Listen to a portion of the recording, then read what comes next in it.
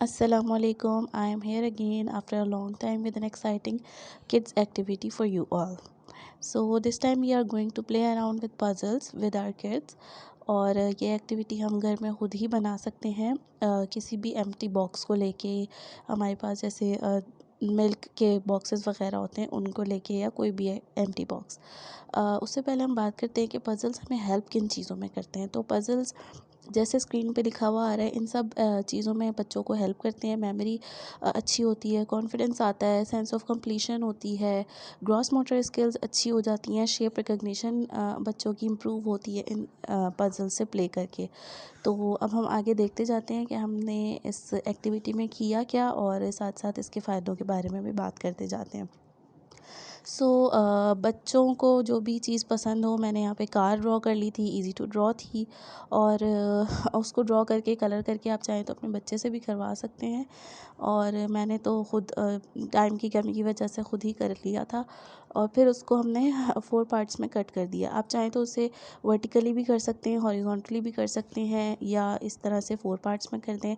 फिर मैंने उसको टेप से कवर करके इस तरह कर दिया था कि it was just like a laminated sheet. तो आप चाहें, अगर आप लैमिनेट करवा सकते हैं तो करवा लें, for a longer period of time use करना है तो। और नहीं तो टेप से भी काम चल जाएगा।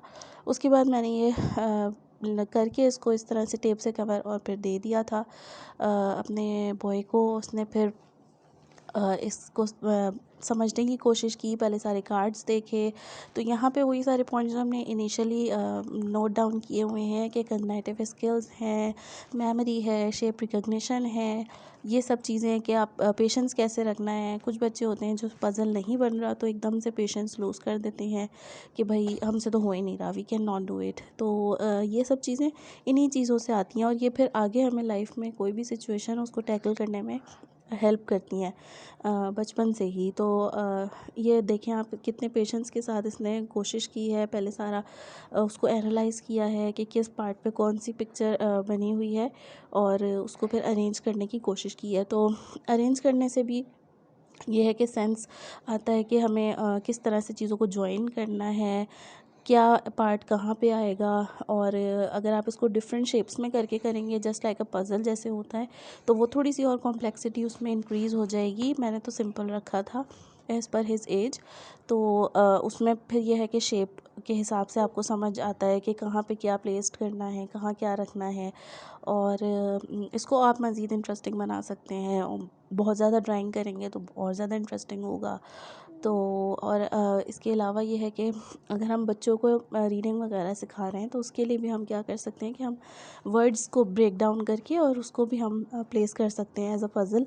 तो वो बच्चे फोनिक्स से उसके वर्ड बनाएंगे और उसको पज़ल की तरह कंप्लीट कर सकते हैं।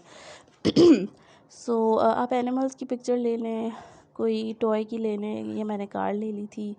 और किसी के पास अगर प्रिंटर की है सहूलत मौजूद, तो अगर प्रिंटर आपके पास है, प्रिंट कर सकते हैं, तो कोई भी पिक्चर लेके उसको प्रिंट कर लें और उसके बाद उसको पज़ल की फॉर्म में कट करके आप बच्चे के सामने रख सकते हैं।